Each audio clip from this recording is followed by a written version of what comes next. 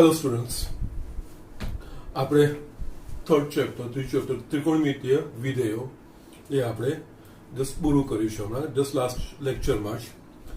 એના વિશે પહેલાં થોડી હું વાત કરી લઉં. એ ચેપ્ટરને બધાએ ધ્યાનથી ભણવાનું છે. એ ચેપ્ટરમાં જે ત્રિકોણમિતિના જે નિત્ય સમૂહ છે, સૂત્રો છે, એને બરાબર યાદ રાખવાના છે. અને જસ્ટ તમને એ પણ થતું હશે કે સર વારે ઘડીએ એ વસ્તુનું જ પુનરાવર્તન કેમ કરે છે, પરંતુ આ બધી જ વસ્તુઓ તમારે આગળ જઈને ખૂબ જ ઉપયોગી છે.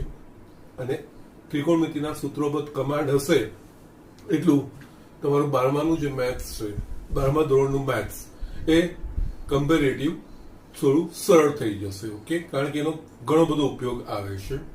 અને એના સિવાય માટે બીજી એક મારે વાત કરવાની છે. જે લોકોએ અડધેથી જોઈન કર્યું છે કે જે મોડા જોઈન કર્યું છે, એ લોકો મારા બધા આગળના વિડીયો મહેરબાની કરીને જોઈ લે, અને ક્રમમાં જ જોવાના છે. કારણ કે મેથ્સમાં સ્ટેપ બાય સ્ટેપ જ આગળ જવાશે. એક વચ્ચેની લિંક પણ મિસ થશે તો આગળનું ખબર નહીં પડે. એના બધા જ વિડીયો મેં તૈયાર રાખ્યા છે. મારી યુટ્યુબ ચેનલ પર તો એ બધી વસ્તુઓ છે જ. છતાંય જો તમને ક્રમમાં જોતા ના મળતા હોય તો તમે મને કોન્ટેક્ટ કરો. હું તમને એ બધા જ વિડીયોનું પ્લેલિસ્ટ મેં બનાવ્યું છે, હું તમને પર્સનલી મોકલી આપીશ. એ જોતા જજો. અને એ વ્યવસ્થિત કરવાનું છે. એમાં પણ જો કદાચ કોઈને અડધા વચ્ચેથી રહી ગયા હોય, છૂટી ગયું હોય, એકાદ લેક્ચર રહી ગયું હોય, તો એ પણ બધા જ જોઈને આગળ વધે કે જેનાથી તમે સરળતાથી કરી શકશો. અઘરું કંઈ નથી, ખાલી એના સૂત્રો વ્યવસ્થિત ધ્યાન રાખવાના છે, બીજું કંઈ જ નથી. દાખલાઓમાં એ જ વસ્તુનો આપણે ઉપયોગ કરીએ છીએ. આજે આપણે એક નવું ચેપ્ટર સ્ટાર્ટ કરવા જઈ રહ્યા છીએ. ફર્સ્ટ ચેપ્ટર છે ગણ. ગણથી તમે ઓલરેડી પરિચિત છો. તમે આગળના ધોરણમાં બધા અલગ અલગ ગણ ભણતા જ આવ્યા છો. યસ, એનું એક્સટેન્શન જ છે. આગળના ધોરણમાં પણ તમારે જે 8મામાં જે આવતું હતું એના કરતા 9મામાં અલગ આવે, 9મામાં જે આવતું હતું એના કરતા 10મામાં મીન્સ એમાં આગળ ગણમાં વધારે આગળ ભણતા જતા હતા. એ જ રીતે અહીંયા 11મામાં જ્યાં સુધી તમે 10મામાં ભણ્યું છે એનાથી આપણે આગળ વધવાનું છે. છતાંય આમાં જે બેઝિક જે ગણની વ્યાખ્યાઓ છે, કે ગણના સ્વરૂપો છે, કે ગણને દર્શાવવાની રીતો છે, એ બધી વસ્તુઓ પહેલા આપણે સમજવી પડશે. તમે ભણીતા ગયા છો, તમને ખબર પણ હશે. અહીંયા આપણે થોડું એનું પુનરાવર્તનની રીતનું જ છે. અને પહેલું સ્વાધ્યાય તમારું એ જ છે. પછી એમાં આગળ બધું ભણતા જઈશું અને આગળ વધીશું. ઓકે ના, એટલે અહીંયા છે ને આપણે જસ્ટ ગણથી આપણે શરૂઆત કરીને આના પર આધારિત. યસ, અહીંયા ગણ ભણવાનું કારણ બીજું એ પણ છે કે આ ગણ ભણીશું એના પરથી આપણું બીજું ચેપ્ટર છે, એટલે કે સંબંધ અને વિધેય, એ પણ ગણ પર જ આધારિત છે. એટલે આગળ ઘણા બીજા સંભાવનામાં બી આનો ઉપયોગ થતો હોય છે, અને શ્રેણીમાં બી આપણે એનો ઉપયોગ કરી શકતા હોય છે. એટલે આ રીતે અલગ અલગ જગ્યાએ ગણોનો ઘણો બધો ઉપયોગ છે. એટલે આ એક ફંડામેન્ટલ વસ્તુ કહેવાય. ઓકે, આપણે જે શરૂઆત કરીશું બેઝિકથી શરૂઆત કરીશું. હવે આપણે ગણ વિશે વાત કરીએ તો પહેલા તો આપણે વ્યવહારમાં ઘણા બધા ચોક્કસ સમૂહોની વાત કરતા હોઈએ છીએ. ઘણા બધા ચોક્કસ સમૂહની વાત કરતા હોઈએ છીએ. અહીંયા હું 2-4 સમૂહો લખું છું. એટલે અહીંયા જસ્ટ એના પરથી જસ્ટ આપણે ગણની વ્યાખ્યાયિત કરીશું કઈ રીતે. અહીંયા છે ને ચોક્કસ સમૂહ એટલે ભારતીય,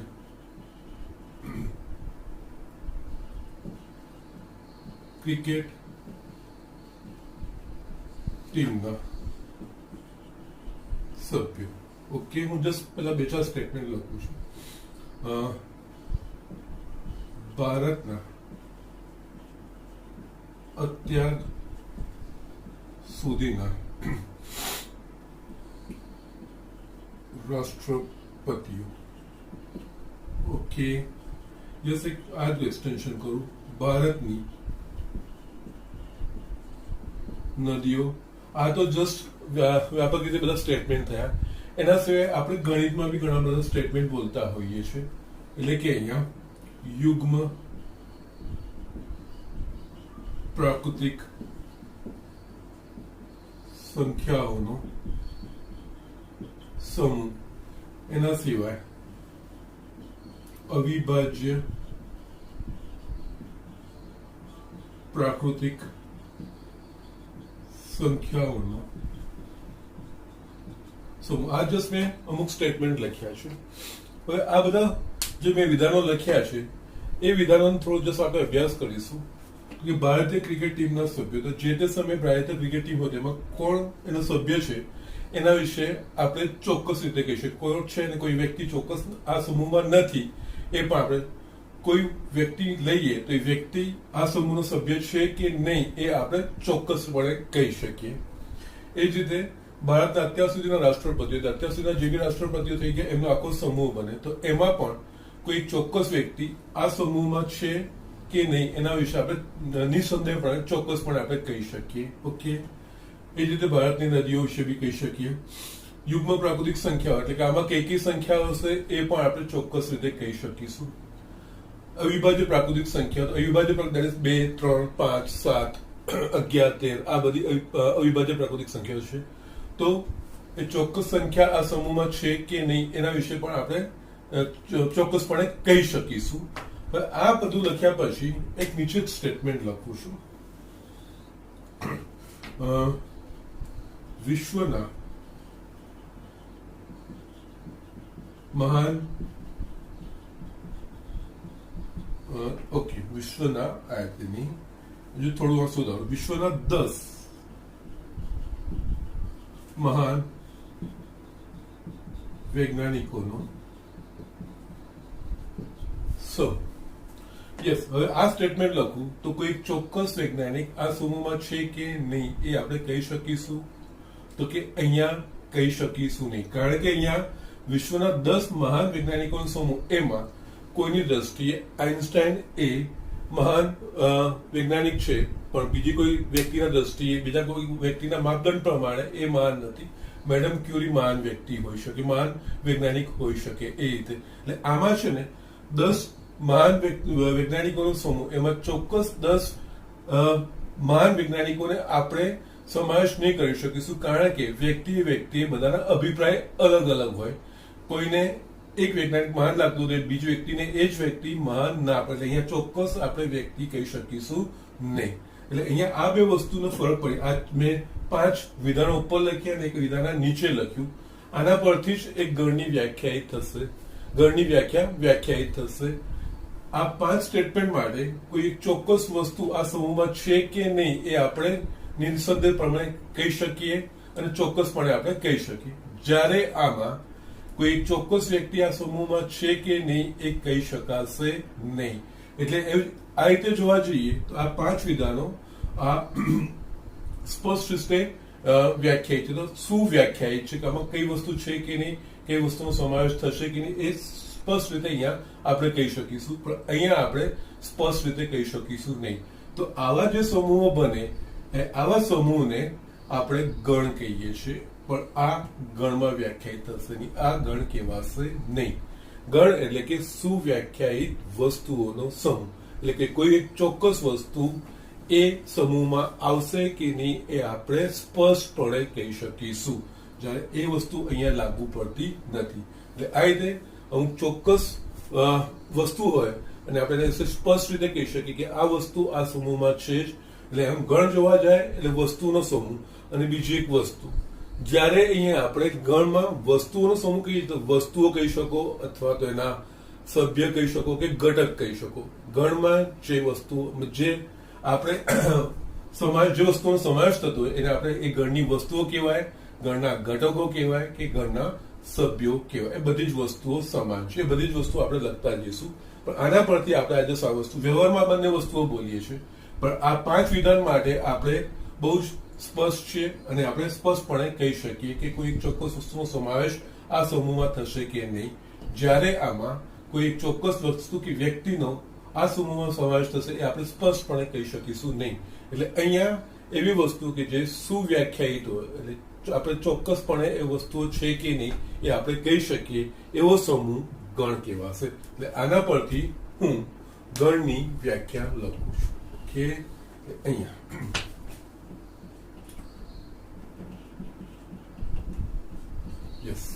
અહીંયા ગણ એટલે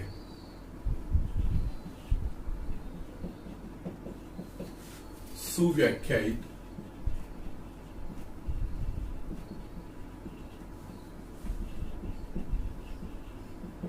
વસ્તુઓનો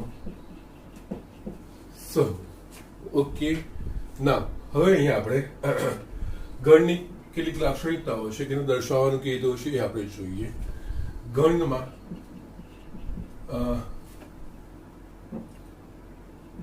ગણ માટે વસ્તુઓ, સભ્યો કે ઘટકો એ સમાનાર્થી શબ્દો છે. એટલે કે આપણે ગણનો સભ્ય કહીએ કે ગણનો ઘટક કહીએ કે ગણમાંની વસ્તુ, એ વસ્તુ એક જ કહેવાય. આ બધી આ જે ત્રણ જે વસ્તુ લખી છે એ એક જ વસ્તુ કહેવાય. ગણનો ઘટક, ગણનો સભ્ય કે આ ગણની વસ્તુઓ. ઓકે, સામાન્ય રીતે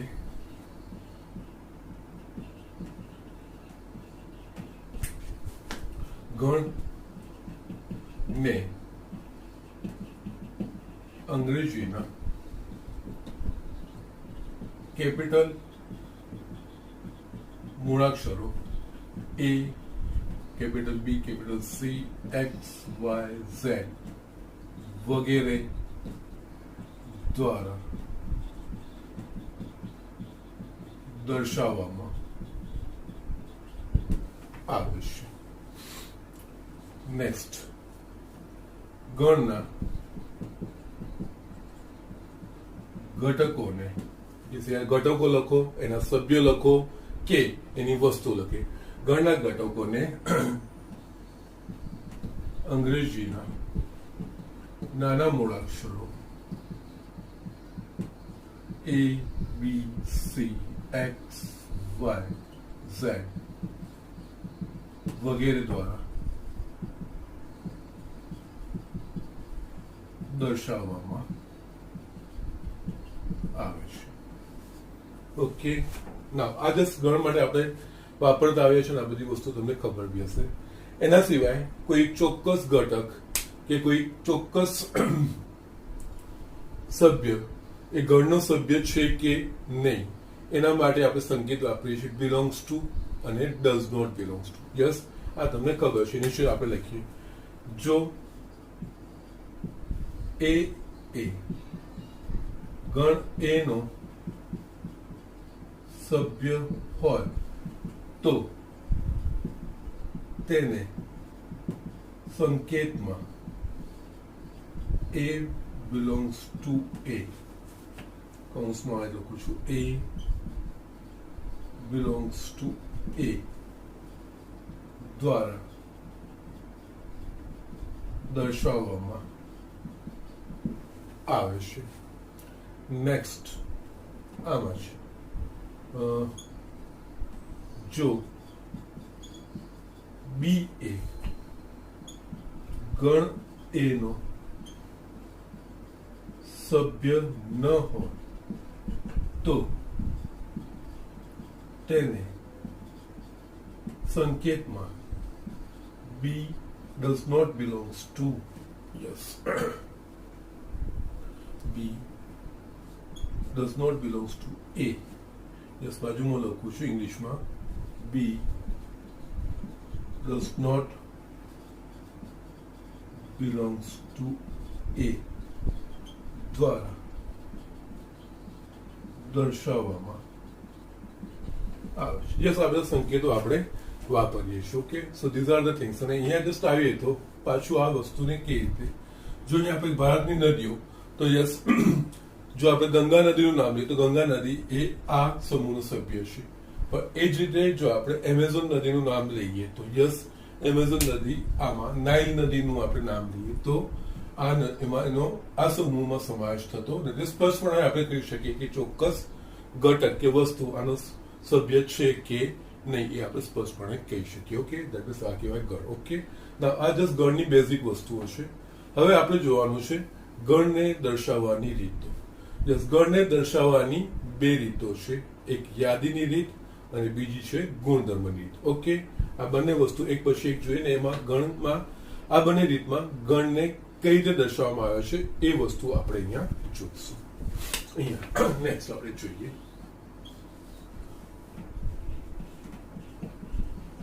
ગણને દર્શાવવાની પદ્ધતિ કે રીત. ઓકે, ગણને દર્શાવવાની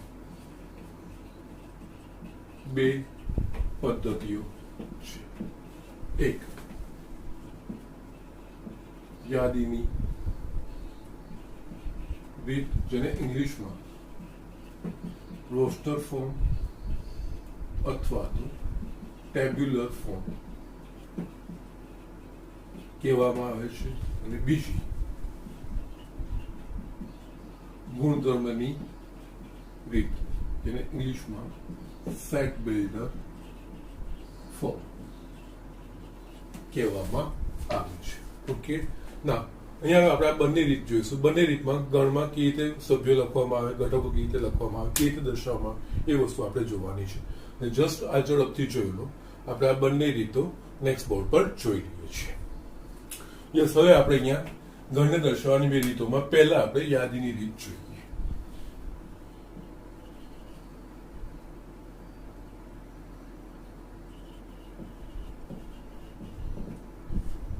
યસ, યાદીની રીતની આપણે લાક્ષણિકતાઓ પહેલા લખીએ. ઓકે,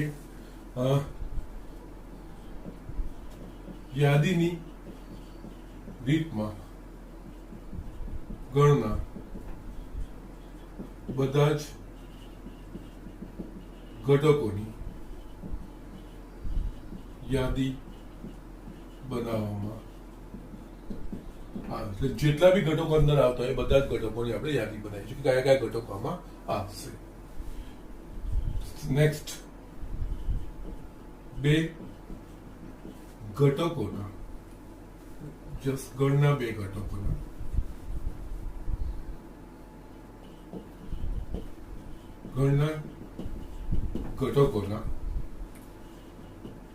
સંકેતોની વચ્ચે અલ્પવિરામ મૂકીને તેને જુદા પાડવામાં આવે છે. એટલે ઘટકો જે હોય એ બધા ઘટકો, એક ઘટક પછી બીજું ઘટક લખો, અલ્પવિરામ કરીને બીજો ઘટક, પછી અલ્પવિરામ કરીને ત્રીજો ઘટક. આપણે જસ્ટ આ વસ્તુ બતાવીશ આગળ.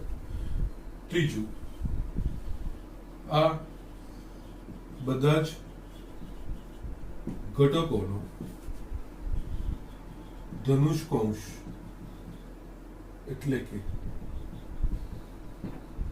છગડીયો કૌંસ આપણે ની વચ્ચે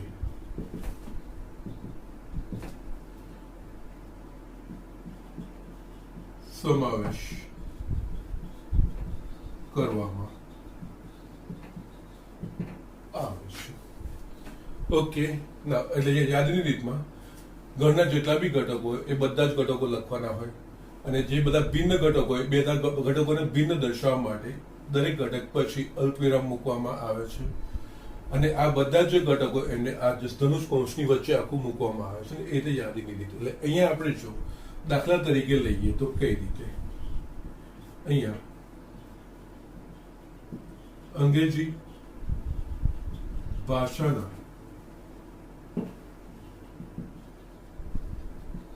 મૂળાક્ષરોના સ્વરોનો ગણ.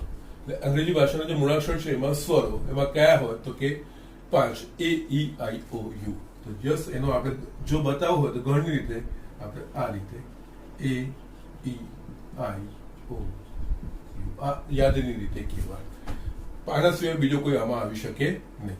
એટલે એના 5 ઘટકો છે, 5 ઘટકો અહીંયા આપણે યાદી બનાવી.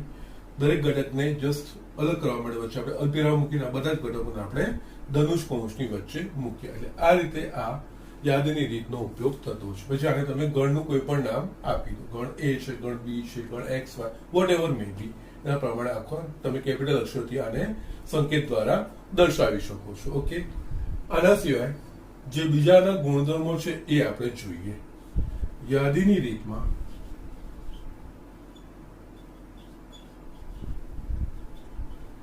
ઘટકોના ક્રમનું મહત્વ નથી. એટલે કે ક્રમ આગળ પાછળ થઈ જાય તો ગણ બદલાતો નથી. ગણ એનો એ જ છે. કઈ રીતે? અહીંયા ધારો કે યસ આપણે આને આ જ લઈએ તો એ બરાબર એ ઈ આઈ ઓ યુ. ઓકે, આને તમે ક્રમ અદલા બદલાઈ કરીને ગમે તે ક્રમમાં, કોઈ ચોક્કસ નહીં, ઉલટું નહીં, પણ ગમે તે રીતે તમે આમાં આ રીતે પણ લખી શકો એ ઓ યુ આઈ ઈ. આ બંને સમાન છે, એટલે કે યાદીની રીતમાં ક્રમનું મહત્વ નથી. ઘટકો તમે આગળ પાછળ લખી શકો, એનો કોઈ જ પ્રોબ્લેમ નથી. યસ, ઘટકો આવવા જોઈએ. ઓકે, જે આ ગણની હેઠળ હોય. એના સિવાય બીજો એક એનો જે ગુણધર્મ છે યાદીની રીતે, એ હું અહીંયા લખું છું. યાદીની રીતમાં સામાન્ય રીતે ઘટકોનું પુનરાવર્તન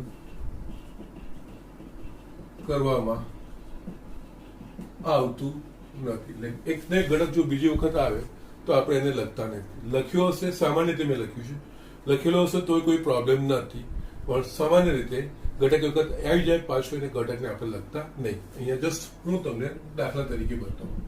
દાખલા તરીકે સ્કૂલ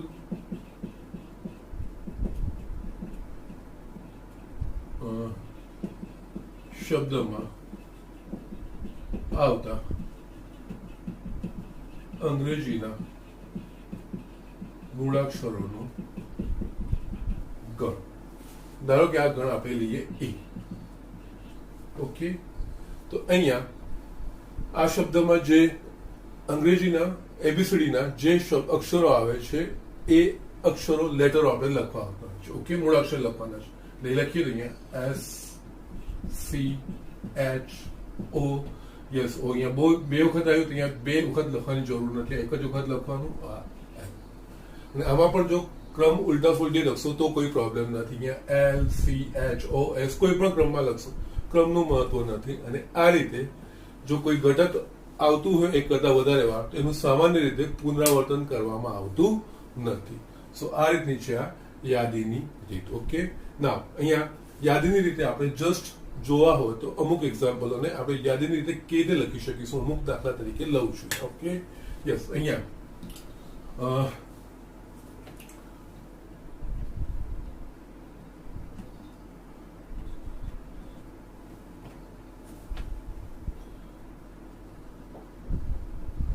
અહીંયા એક લખીએ તો પહેલેથી યસ 6 થી નાની પ્રાકૃતિક સંખ્યાઓનો ગણ. સપોઝ આપણે એને યાદીની રીતે લખવું છે તો યસ, એને કોઈ પણ તમે બી ઇઝ ઇક્વલ્સ ટુ કોઈ પણ અહીંયા નામ આપી શકો છો. 6 થી નાની પ્રાકૃતિક સંખ્યાઓ આપણને ખબર છે ધન પૂર્ણાંકો 1 2 3 4 5 આગળ જે બધા ધન પૂર્ણાંક કહેવાય.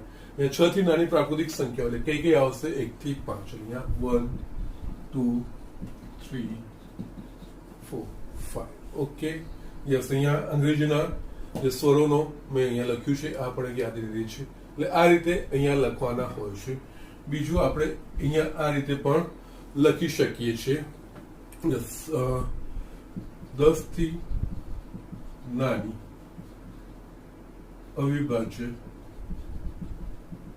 પ્રાકૃતિક સંખ્યાઓનો ગણ. તો યસ, અહીંયા આપણે દાખલાને નામ આપીએ સી. 10 થી નાની અવિભાજ્ય પ્રાકૃતિક સંખ્યા. અગેન પ્રાકૃતિક સંખ્યાઓ એટલે બધા જ ધન પૂર્ણાંકો. અહીંયા 10 થી નાના એવા ધન પૂર્ણાંકો કે જે અવિભાજ્ય છે તો એ આવશે આપણા પાસે 2 3 5 7.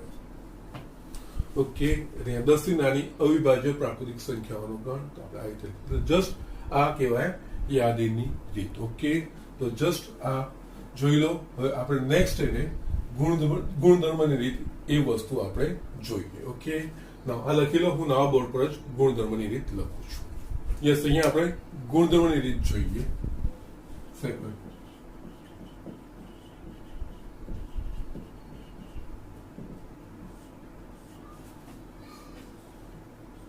ગુણધર્મની રીતમાં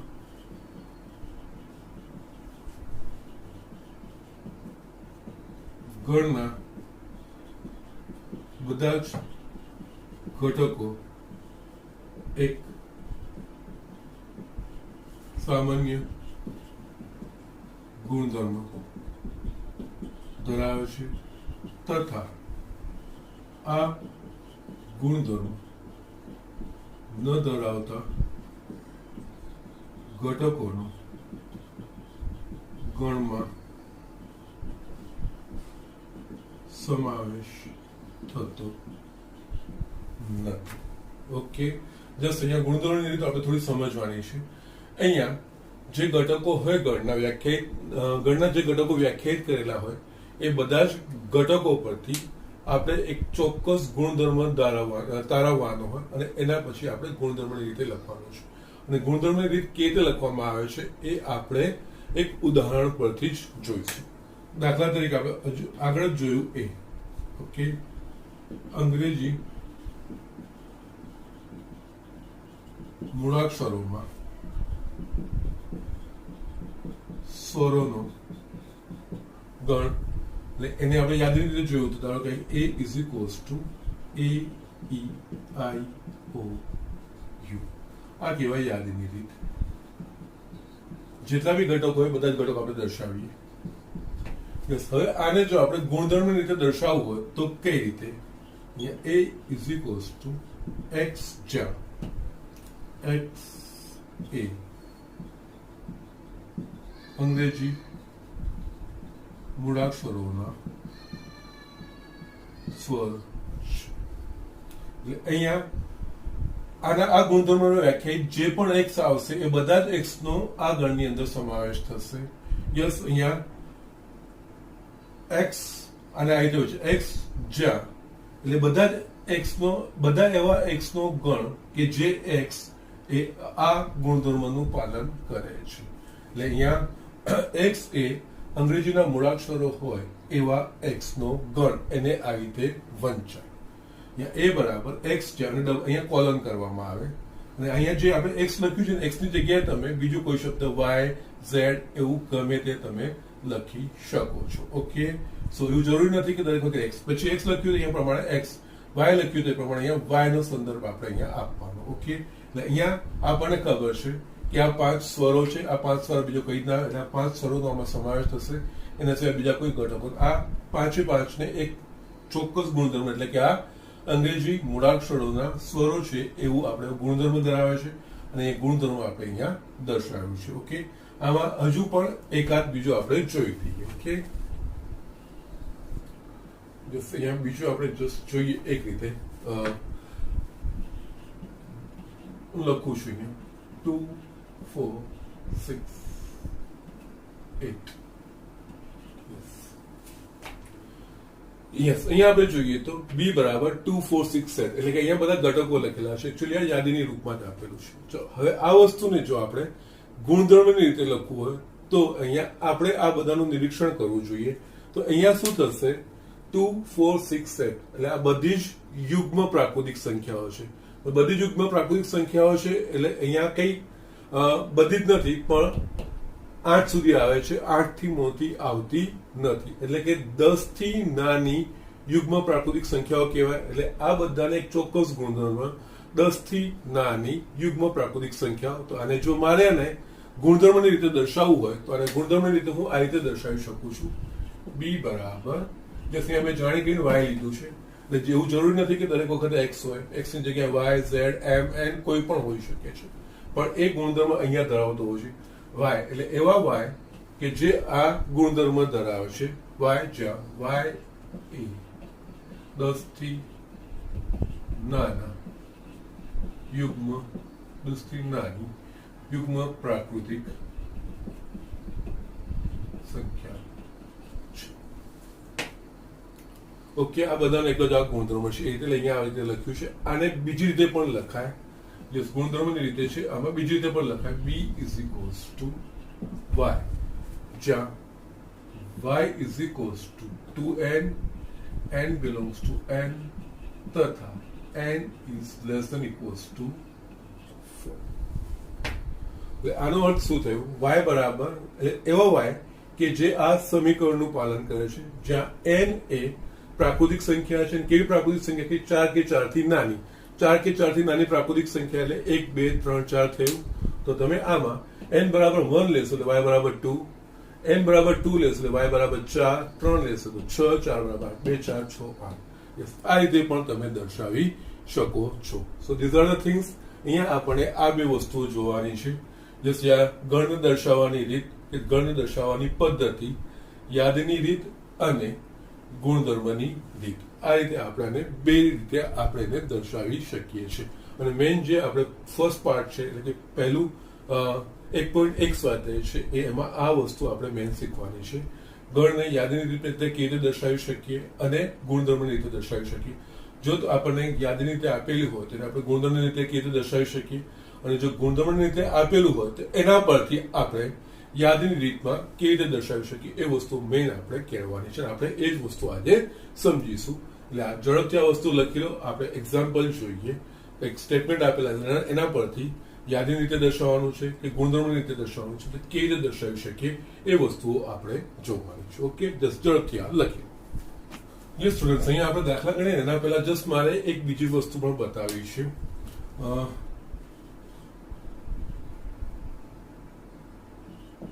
ગણિતમાં ઉપયોગમાં લેવામાં આવતા સંખ્યા ગણોના સંકેતો. જે તમે સંખ્યા ગણો ભણી ગયા છો, પ્રાકૃતિક સંખ્યાઓનો ગણ ને એ બધી વસ્તુના ચોક્કસ સંકેતો છે. એ સંકેતો આપણે અહીંયા વાપરવાના હશે ને એ બધા સંકેતો એ ચોક્કસ ગણ માટે આપણે સુરક્ષિત રાખ્યા છે ને એના માટે જ વપરાય. એમાં આપણે જે સંકેત જોઈએ તો કે n, તો કે n એટલે બધી જ પ્રાકૃતિક સંખ્યાઓનો ગણ. ઓકે, બધી જ પ્રાકૃતિક સંખ્યાઓ એટલે કે બધા ધન પૂર્ણાંકો આમાં આવે. 1 2 3 4. આ રીતે આગળ આવતું જશે. બીજું આપણે z, બધા જ પૂર્ણાંકોનો ગણ કે બધી જ પૂર્ણાંક સંખ્યાઓનો ગણ z. એમાં બધા જ પૂર્ણાંક એટલે કે ધન પૂર્ણાંક, ઋણ પૂર્ણાંક, શૂન્ય એ બધાનો સમાવેશ થાય.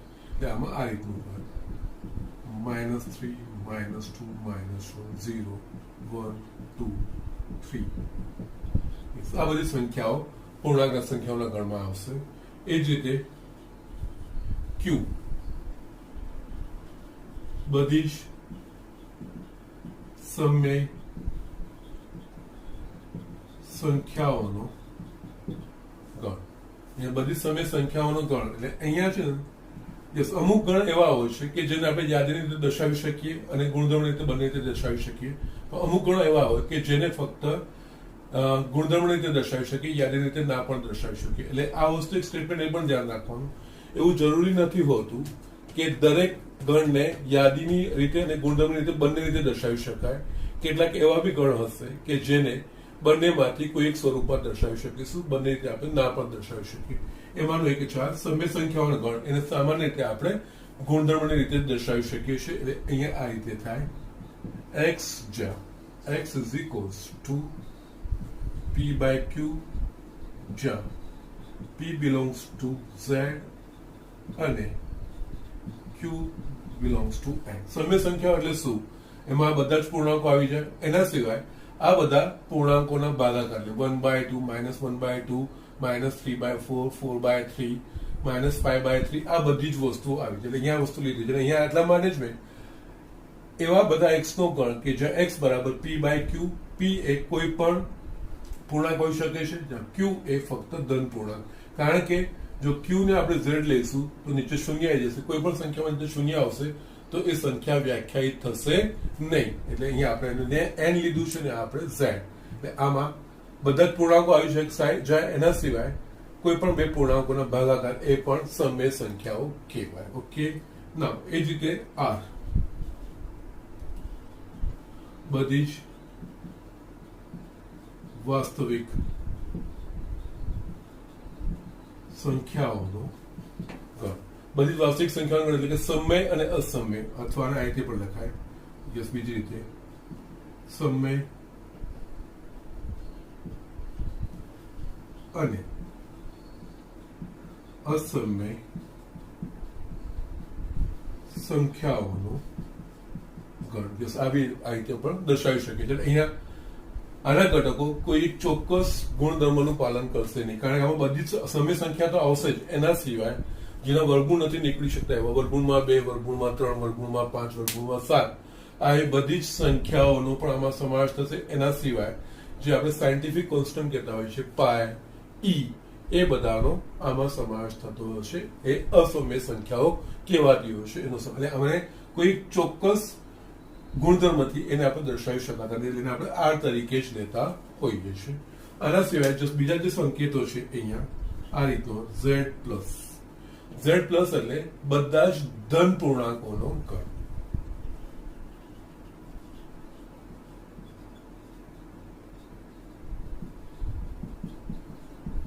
Z એકલું લઈએ એટલે બધા જ પૂર્ણાંકો, ધન કે ઋણ બધા જ પૂર્ણાંક આવી જાય. તો આમાં Z પ્લસ એટલે ફક્ત ધન પૂર્ણાંકો આવે. એ જ રીતે Q પ્લસ બધી જ ધન સમય સંખ્યાઓનો ગણ. એટલે આમાં ફક્ત ધન સંખ્યાઓ જ આવશે, બધી જ જે સમય સંખ્યાઓ હશે એનો સમાવેશ થશે. અને સેમ એ R પ્લસ બધી જ ધન વાસ્તવિક સંખ્યાઓનો ગણ. આ રીતે તમે Z માઇનસ Q માઇનસ એ પણ તમે વ્યાખ્યાયિત કરી શકો. માઇનસ એટલે બધા જ ઋણ પૂર્ણાંકો આવે, Q માઇનસ બધી જ ઋણ સમય સંખ્યાઓ, અને R માઇનસ બધી જ ઋણ વાસ્તવિક સંખ્યા. એ રીતે પણ સંકેત આવે. આમાં ધન અને ઋણ બંને આવી જાય, જ્યારે આમાં ફક્ત ધન પૂર્ણાંકો, ધન સમય સંખ્યાઓ અને ધન વાસ્તવિક સંખ્યા એ રીતે ના શકે. આ સંકેતો આપણે વારે ઘડે વાપરવાના આવશે અને એના પ્રમાણે આપણે એનો એવો અર્થ કાઢવાનો રહેશે. સો જસ્ટ આટલું લખવાનું છે. આના પછી આપણે દાખલાઓ જોઈએ. યસ, અહીંયા મેં 2 દાખલા લખ્યા છે. એ 2 દાખલા પરથી આપણે ગણ બનાવવાના છે. પહેલો દાખલો લખ્યો છે સમીકરણ x² + x - 2 = 0 ના ઉકેલ ગણને યાદીની રીતે લખવું. આ સમીકરણનો ઉકેલ ગણ. ઓકે, આ સમીકરણ એ બીજું કંઈ નહીં, દ્વિઘાત સમીકરણ છે. દ્વિઘાત સમીકરણનો ઉકેલ એટલે જો અવયવો પડતા હોય તો આપણે અવયવો પાડવાનો, જો અવયવો પાડવાનો શક્ય ના હોય તો આપણે જે વિવેચકનો ઉપયોગ કરીને કરતા હતા -b + or - વર્ગમૂળમાં b² - 4ac/2 એ 10માં કરતા હતા, એના પ્રમાણે એના ઉકેલ શોધવાના હોય. ઓકે, એટલે અહીંયા આપણે આ સમીકરણના ઉકેલ શોધવા એ ઉકેલ ગણને યાદીની રીતે દર્શાવવાની છે. એટલે અહીંયા x² + x - 2 = 0. આમાં આના ઉકેલ ગણને યાદીની રીતે, આના ઉકેલ ગણ એટલે કે જે x ની કિંમતો આ સમીકરણનું સમાધાન કરે છે એ કહેવાય આ સમીકરણનો ઉકેલ ગણ. અને આ સમીકરણ દ્વિઘાત સમીકરણ પ્રકારનું છે. દ્વિઘાત સમીકરણમાં જો અવયવ પડતા હોય તો અહીંયા આપણા પાસે અવયવ એટલે કે AC ના આપણા પાસે અહીંયા જો સાઈડમાં હું તમને લખીને બતાવું, આ કહેવાય દ્વિઘાત સમીકરણ x² + bx + c = 0. આમાં જો અવયવ પાડવા હોય તો a * c એટલે કે AC ના અવયવ પાડવાના અને એ અવયવોનો સરવાળા કે બાદબાકી એ નક્કી થશે કે a અને c નો ગુણાકાર ધન છે કે ઋણ એના પ્રમાણે થશે. અહીંયા આ સમીકરણને x² + bx + c = 0 સાથે સરખાવશો તો a એટલે કે x² નો સહગુણક, x² નો સહગુણક અહીંયા શું છે 1, કઈ નથી એટલે 1 કહેવાય. b એ x નો સહગુણક અહીંયા 1 થશે અને c એ અચળ પર અહીંયા -2 થશે. એટલે અહીંયા ac એટલે 1 × -2 એટલે કે આપણે -2 ના અવયવો પાડવાના છે. હવે જો અહીંયા ઋણ સંખ્યાના અવયવો પાડવાના હોય તો આપણે એવા અવયવો પાડવાના કે જેનો તફાવત એ મધ્યમ પદનો સહગુણક આવે. એ મધ્યમ પદ એટલે કે x નો સહગુણક શું છે 1, એટલે 2 ના એવા અવયવો પાડવાના કે જેમનો તફાવત 1 થાય જો માઇનસ હોય તો. અને જો AC નો ગુણાકાર પ્લસ આવે ને તો આપણે જે પદ અહીંયા આવતું, જે સંખ્યા આવતી એના એવા 2 અવયવો પાડવાના કે જેમનો સરવાળો મધ્યમ પદનું સહગુણક થાય. એટલે આ વસ્તુ તમે 10માં શીખી પણ ગયા છો અને વાપરી પણ છે. આ તો જસ્ટ પાછું અહીંયા આવ્યું છે હું મારી રીતે બતાવું છું તમને. અહીંયા AC બરાબર -2 થાય, -2 ના અવયવ પણ માઇનસ આવી ગયું એટલે એના એવા અવયવ પાડવાના કે જેમનો તફાવત મધ્યમ પદ થાય, મધ્યમ પદનો સહગુણક થાય. મધ્યમ પદનો સહગુણક 1 છે એટલે 2 ના એવા 2 અવયવો કે જેનો તફાવત 1 થાય એટલે 2 × 2. અહીંયા 2 × 2. યસ, આ લખ્યા પછી જો અહીંયા ઋણ હશે તો એકમાં ધન આવશે ને એકમાં ઋણ ચિહ્ન આવશે. એના માટે અહીંયાથી મધ્યમ પદ સાથે જે ચિહ્ન હોય એ અહીંયા મધ્યમ પદ સાથે કયું ચિહ્ન છે? પ્લસ. તો મોટી સંખ્યાને મધ્યમ પદનું ચિહ્ન આપવાનું. એટલે મોટી સંખ્યા બેમાંથી કઈ છે? 2. આને પ્લસ આપવાનું અને આને એનાથી ઉલટું માઇનસ. એનાથી ઉલટું જો કોઈ ધન સંખ્યાને આપણને અવયવ પાડવાના આવે તો એના એવા અવયવ પાડવાના કે જેમનો સરવાળો મધ્યમ પદનો સહગુણક થાય. પછી એમના જ્યારે ચિહ્નો મૂકવાના આવે ને તો એમાં જે મધ્યમ પદનું ચિહ્ન હોય એ બંનેને લાગી જાય. જો પ્લસ હોય તો બંનેને પ્લસ અને માઇનસ હોય તો બંનેને માઇનસ. અને અહીંયા અવયવ આપણે ડાયરેક્ટ પણ લખી શકીએ. જ્યારે x સ્ક્વેર નો સહગુણક 1 હોય, અહીંયા ફક્ત આ વસ્તુ, જ્યારે x સ્ક્વેર નો સહગુણક 1 હોય ત્યારે આપણે આના ડાયરેક્ટ અવયવ લખી શકીએ છીએ x પ્લસ 2 અને x minus 1 is equals two 0. અહીંયા x પ્લસ 2 x માઇનસ 1 એટલે આ બેનો ગુણાકાર 0 છે, માટે આપણે લખી શકીએ x પ્લસ 2 બરાબર 0 અથવા x માઇનસ 1 બરાબર 0, માટે x બરાબર માઇનસ 2 અથવા x બરાબર 1 આપણે જમણી બાજુ લઈ ગયા. એટલે આનો ઉકેલ ગણાયો -2 અથવા x બરાબર 1. માટે યસ, અહીંયા x square plus x minus 2 બરાબર 0 ના ઉકેલ ગણ. યસ, આનો જે ઉકેલ આવ્યો કયો ઉકેલ? -2 ને 1. એટલે અહીંયા -2 અને 1 આવી રીતે આ લખાય યાદીની રીતે. એટલે કે જેટલા બી ઘટકો હોય બધા જ ઘટકો આપણે દર્શાવવાના હોય. આ નેક્સ્ટ એક્ઝામ્પલ આપણે જોઈએ. ગણ x જ્યાં x એ ધન પૂર્ણાંક છે અને x²<40 ને યાદીની રીતે લખો. એકચ્યુઅલી અહીંયા આ જે ગણ વ્યાખ્યાયિત થયો છે ગુણધર્મની રીતે વ્યાખ્યાયિત થયો છે, એના પરથી આપણે યાદીની રીતે. એટલે અહીંયા આપણે જ્યારે આ વસ્તુને યાદીની રીતે લખવાનું તો આ બધા x, અહીંયા જે પહેલું લખેલું x ની એવી કિંમતો કે જે આ ગુણધર્મનું અથવા તો આ શરતનું પાલન કરે છે. એટલે x કેવા છે? x એવા ધન પૂર્ણાંકો છે કે જેમનો વર્ગ 40 થી નાનો હોય. એટલે અહીંયા આનો સાદો અર્થ એવા બધા x, એવા ધન પૂર્ણાંકોનો ગણ કે જેનું મૂલ્ય, જેના વર્ગનું મૂલ્ય 40 થી નાનું હોય એવા ધન પૂર્ણાંકોનો ગણ. એટલે યસ, 40 થી નાના હોય એવા ધન પૂર્ણાંકોનો વર્ગ કયા કયા? તો કે 1 નો વર્ગ 1, 2 નો વર્ગ 4, 3 નો વર્ગ 9, 4 નો 16, 5 નો 25, 6 નો 36, 7 નો 49. 7 નહીં, 1 થી 6 સુધીના જે ધન પૂર્ણાંકો છે એમના વર્ગ 40 થી નીચે છે. એટલે અહીંયા આ રીતે લખાશે.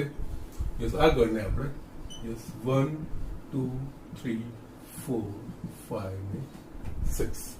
અહીંયા જે ગુણધર્મ છે ગુણધર્મનું પાલન કરતા x, અહીંયા x બધા x કેવા હોવા જોઈએ? ધન પૂર્ણાંક. પણ કેવા ધન પૂર્ણાંક? કે જે x²<40 કે એવા ધન પૂર્ણાંકો જેમનો વર્ગનું મૂલ્ય 40 થી નાના હોય એવા બધા ધન પૂર્ણાંકો. અને યાદીની રીત છે એવા બધા ધન પૂર્ણાંકો આપણે લખવાના. આ 6 ધન પૂર્ણાંકોના વર્ગ એ 40 થી નાના છે. એટલે આનું આ રીતે લખાય. ઓકે, જે જોઈ લો. આપણે બીજા આપણે એક એક્ઝામ્પલ જોઈ લઈએ. યસ, અહીંયા મેં બીજા બે દાખલા લખ્યા છે. ગણ a બરાબર 1, 4, 9, 16, 25 ડેશ ડેશ, એટલે કે આગળ વધતા જ જાય છે ને ગુણધર્મની રીતે લખો. ના, અહીંયા છે ને આપણે ગુણધર્મની રીતે લખવું હોય ને તો અહીંયા આ વસ્તુ ધ્યાન રાખવાની કે જે ઘટકો છે એ બધા ઘટકોને જોડતી કોઈ ચોક્કસ કડી છે કે નહીં. એટલે ઘટકોમાં બધામાં કોઈ એક સામાન્ય ગુણધર્મ છે કે નહીં, બધા એક ચોક્કસ ગુણધર્મનું પાલન કરે છે કે નહીં એ વસ્તુ આપણે જોવાનું. તો એ આપણે નિરીક્ષણ પરથી જ ખબર પડશે. અહીંયા 1, 4, 9, 16, 25 જોવા જઈએ તો શું થશે? અહીંયા 1 નો વર્ગ, 2 નો વર્ગ, 3 નો વર્ગ, 4 નો. યસ, આ બધા ધન પ્રાકૃતિક સંખ્યાઓના વર્ગ છે. 1, 2, 3, 4, 5 એ રીતે. યસ, આના પછી ઓબ્વિયસલી આ લખ્યું છે 36 જ આવે, એ આગળ વધતું જશે. એટલે એકચ્યુઅલી આ બધા જ ધન પ્રાકૃતિક સંખ્યાઓના વર્ગ છે. એટલે આને જો ગુણધર્મ રીતે લખવું હોય તો અહીંયા a બરાબર x જ્યાં, એટલે બધા એવા x નો ગણ કે જે x is equals two n square. એટલે અહીંયા બધા એવા x કે જે એ આ સમીકરણનું પાલન કરે જ્યાં n belongs to n. એટલે અહીંયા યસ, ગુણધર્મની રીતે જે પહેલો અક્ષર લખીને એ, પણ એ પછી કોઈ સમીકરણનું સમાધાન કરતો હોય કે કોઈ ગુણધર્મની રીતે લખ્યું હોય એ પણ તમે લખી શકો છો. અહીંયા x જ્યાં x બરાબર n સ્ક્વેર અને અહીંયા n belongs to કોમા કરશો તો સારું, n belongs to n. એ રીતે અહીંયા n belongs to n આપણે જે હમણાં જોયું આ કેપિટલ એન કોના માટે સંકેત છે? તો કે બધી જ પ્રાકૃતિક સંખ્યાઓના ગણ માટે. એટલે આ બધી જ પ્રાકૃતિક સંખ્યાઓ અને પ્રાકૃતિક સંખ્યાનો વર્ગ એ x થશે. 1 લેશો તો 1 નો વર્ગ 1, x બરાબર 1. n 2 લેશો, પ્રાકૃતિક સંખ્યાઓ આપણે લેવાની છે. 2 નો વર્ગ 4, x બરાબર 4, 3 બરાબર. એટલે આ રીતે લખાય. આને અથવા તમે આ રીતે પણ લખી શકો છો ગુણધર્મની રીતે. a બરાબર x જ્યાં x એ ધન પૂર્ણાંકોનો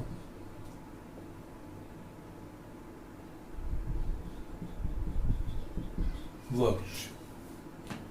x જ્યાં x એ ધન પૂર્ણાંકોનો વર્ગ છે. ઓકે, એટલે x એવું છે કે જે બધા ધન પૂર્ણાંકોનો વર્ગ છે. ધન પૂર્ણાંક એટલે 1, 2, 3, 4 આ લખો અથવા તો આ સમીકરણના સ્વરૂપે લખ્યું. મેં અહીંયા ગુણધર્મના રીતે શરતના રીતે લખ્યું, બીજું કંઈ નહીં. આ શબ્દોમાં લખ્યું છે, આ સમીકરણોમાં લખાય, પણ બંને ગુણધર્મ જ કહેવાય.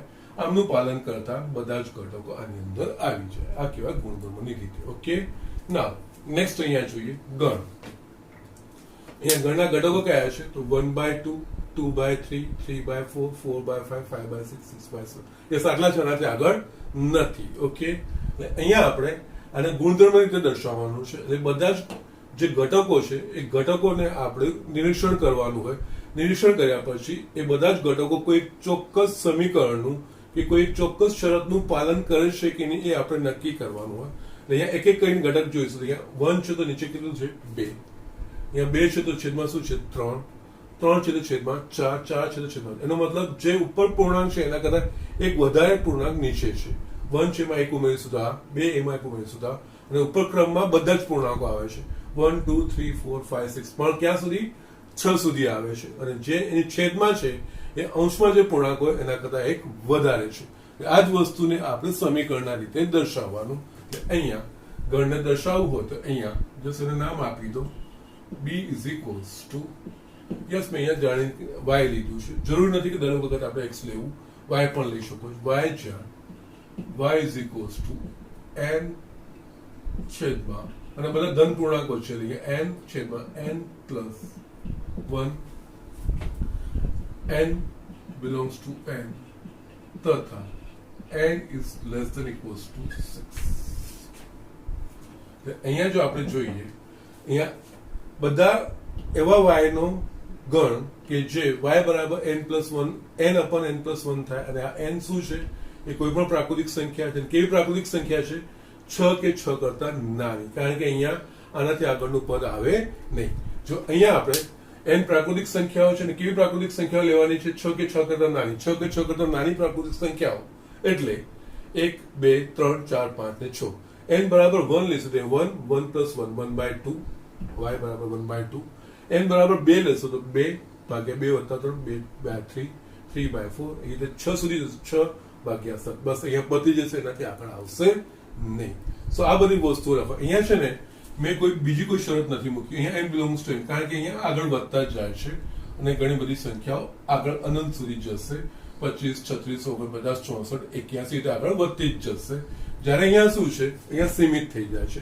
એના પ્રમાણે અહીંયા મેં કન્ડિશન આ તો લખ્યું જ, પણ એના સિવાય બીજી પણ આ શરત મૂકી કે આનાથી મારે આગળ વધવાનું નથી. સો આ રીતે આપણે આ ગણને યાદીની રીતે અને ગુણધર્મની રીતે આપણે દર્શાવી શકીએ છીએ. ઓકે, આના માટે જસ્ટ આગળ આપણે હું તમને સ્વાધ્યાય 1.1 ના અમુક દાખલાઓ પણ કરાવડાવીશ, પછી એનું હોમવર્ક આપીશ. પણ આજે તમારે ગણ કોને કહેવાય અને belongs to does not belong એવા બહુ સાદા એક્ઝામ્પલ છે સ્વાધ્યાય 1.1 ના, એ તમારે કરી લેવાના છે. અહીંયા જો હોમવર્ક લખું તો સ્વાધ્યાય 1.1 એના એક્ઝામ્પલ 1 અને 2 એમાં 8-10 આપેલા છે. એ લખવાનું છે. બહુ સિમ્પલ વસ્તુ છે, તમે આરામથી કરી શકશો. પહેલામાં વિધાન આપેલું છે ગણ કહેવાય કે નહીં એવું વસ્તુ છે, અને બીજામાં ચોક્કસ ગણ આપ્યું છે, પછી ઘટક એમાં છે કે નહીં સંકેત belongs to does not belongs to દર્શાવવાનું થઈ જશે.